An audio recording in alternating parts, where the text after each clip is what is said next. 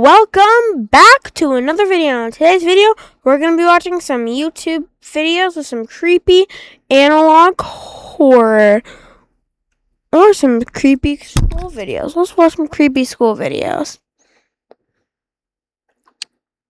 Okay. Creepy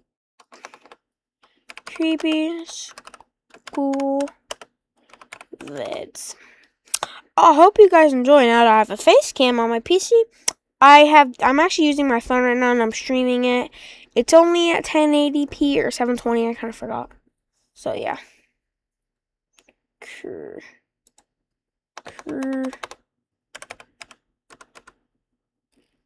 Creepy.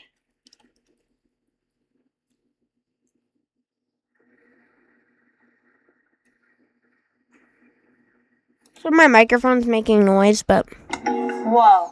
What's that? I just built a budgeting app. frick, ad. Guys, You just built an app. Impossible. Interesting.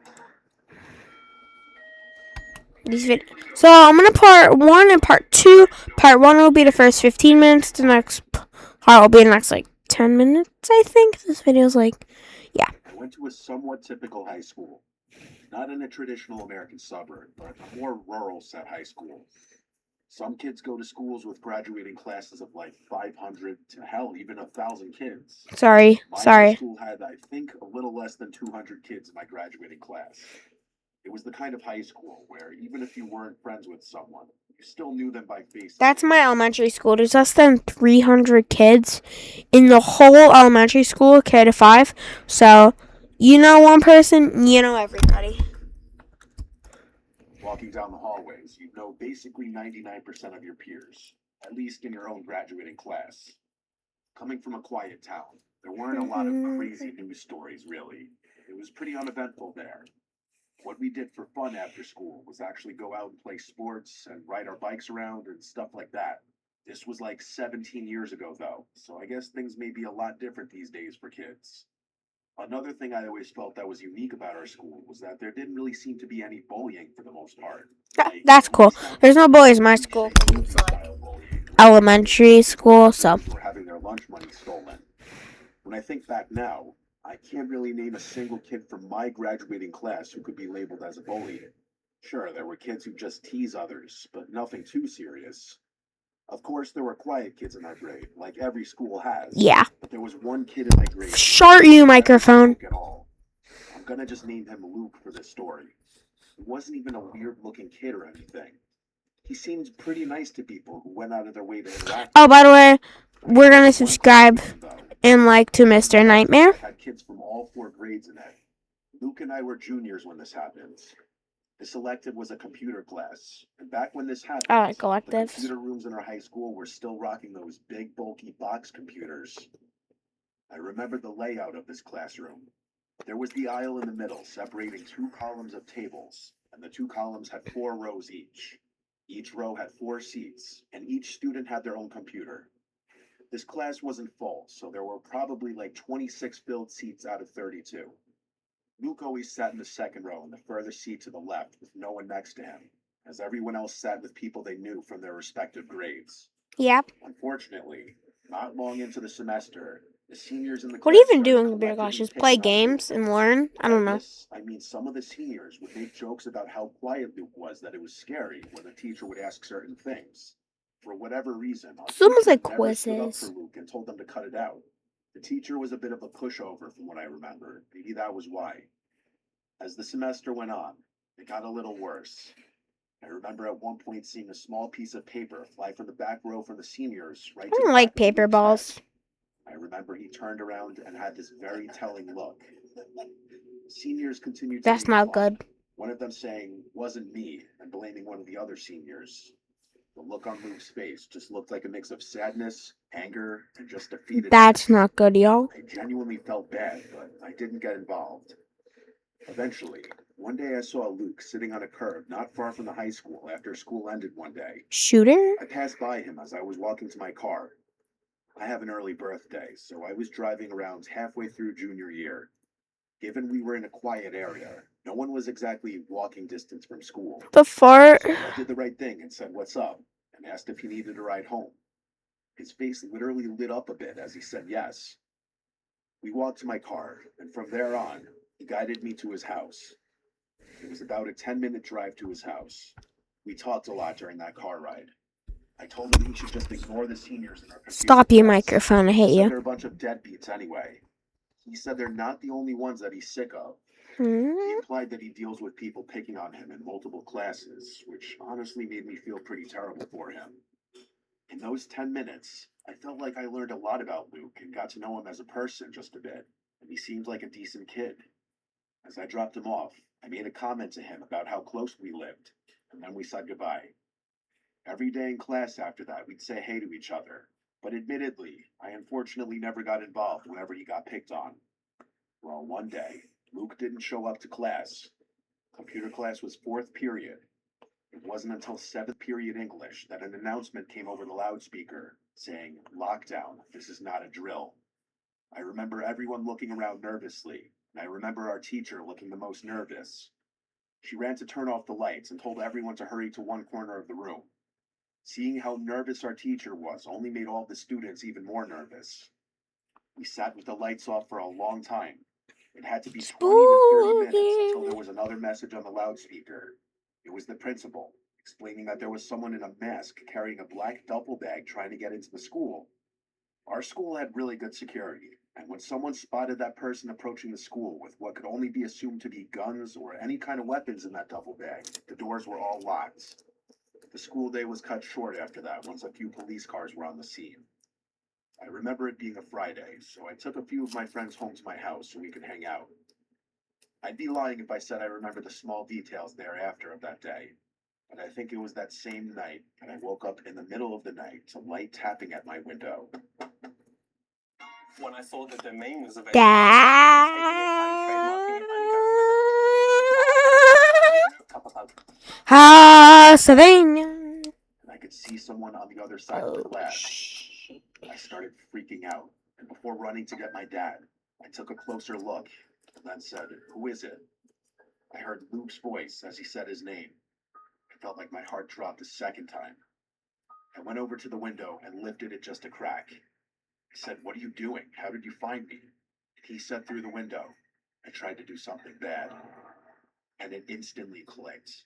I mean it. It instantly clicked in my head, and it was him. Before he could even tell me, I said, "Is it you who caused the lockdown?" He said yes. I was scared to ask him what he was planning on doing. Instead, I asked him how he found me. He admitted to remembering the deli that I said I lived by. He eventually found my car after biking around the area. That explanation didn't make it any less disturbing. Luke asked me if he could come in and talk about what he planned on doing. And I said, no, I cannot let him in, nor can I hear what he planned on doing. I actually recommended he go to the school and confess to whatever he was going to do. When he refused to walk away from my window, I said, "Dad," really loudly, which worked in scaring him off. I went to my parents' room and woke them up to tell them. My mom was the one who insisted on calling the police. She was distraught. When a police officer eventually came, I had no choice but to tell the truth. I gave Luke's identity, and I explained that he had just come to my window, admitting to potentially almost doing something horrible in school. Obviously, the police How were the already frick do aware of you the lockdown. get I over believe the police were sent freaking to his house Gable that room? night, but after speaking with Luke's parents, they realized Luke wasn't there. I believe it was the next day that Luke was either found or he just returned home and police were still waiting there, and he confessed to what he told me. As far as our graduating class knew, he was charged with something like making a terroristic threat. I know he did time, and I know he's been out a long time. To be honest, I don't really know if he's still around. Part of me always wanted to feel bad for Luke, witnessing how loneliness and getting Yeah, I gotta go eat dinner taken soon. away It's already from almost someone. 5 o'clock. He followed Hey me guys, I'll be right back. I gotta my mute.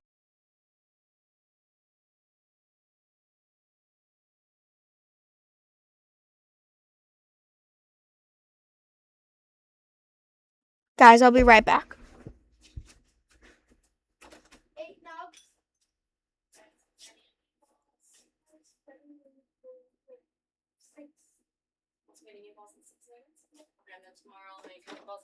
Yep.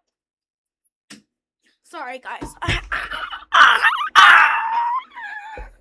my toe just hit the freaking bed.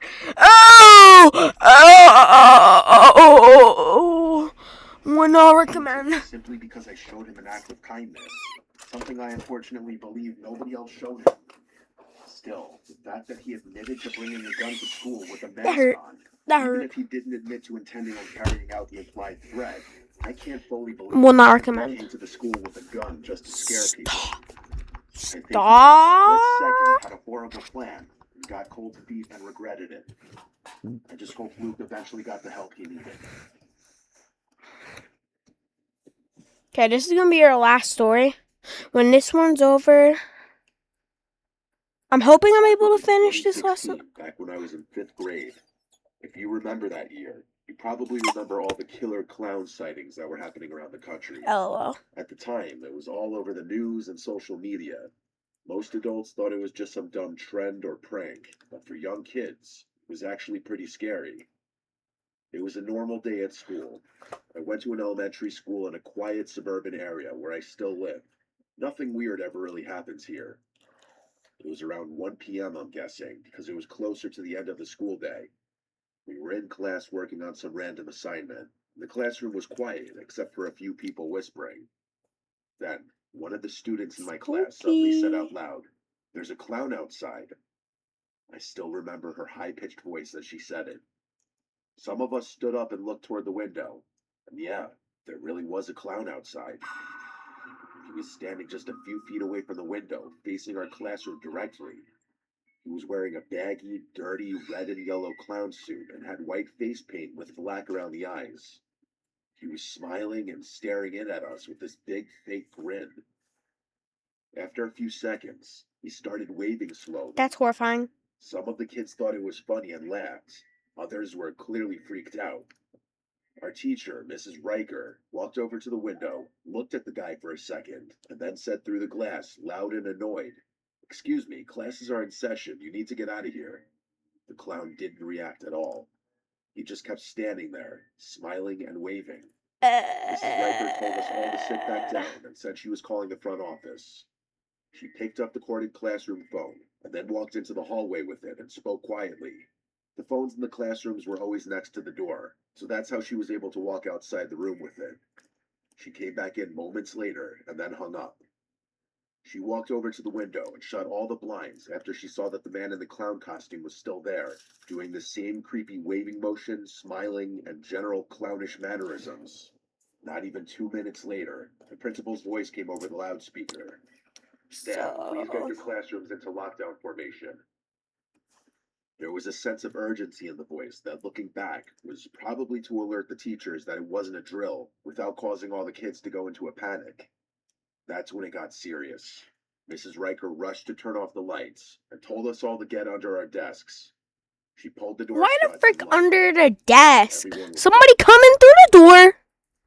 And the freaking sitting ducks at that point. And why the frick do you hide? These people have been in school before. They know how freaking lockdown works. They're not stupid. Literally. Like, if I grow up and I do that, I know where they're hiding. They're literally sitting ducks. I don't know schools at this point. Some kids were giggling, and others looked scared. I was definitely scared. We stayed like that for what felt like forever, but it was actually about 30 minutes. Nobody knew what was happening. Eventually, the principal came back on the loudspeaker and said the lockdown was over and that the situation had been handled. Apparently, school security had confirmed that the clown was gone. They didn't tell us anything else. Classes went on like normal for the rest of the day. It felt weird. Everyone was talking about it during dismissal, but the teachers didn't say much. Then, after school, I was walking home with my friend Chris. We lived in the same neighborhood, just a few blocks away. While we were walking, a couple of 5th grade girls behind us suddenly ran past us, looking panicked. One of them said, "There's someone in the woods." We stopped and turned around. Behind the school, there's a small patch of trees. It's not deep woods or anything, just enough to separate the school from the street behind it. And standing just barely out of view, near the edge of the woods, was the clown again. Same dirty outfit, same painted face. He was half hidden by the trees, but he was clearly waving, and he wasn't just waving at random.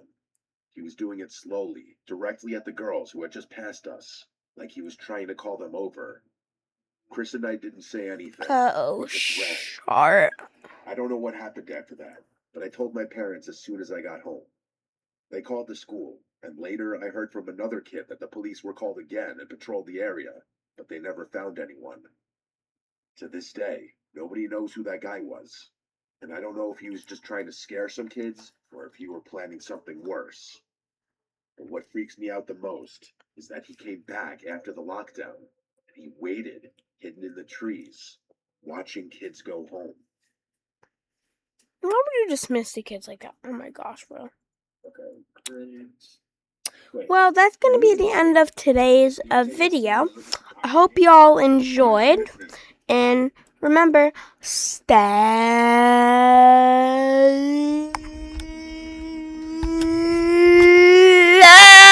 Bloxy. Oh my gosh, I'm choking.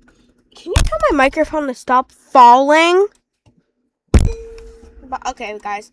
Bye-bye. Bye.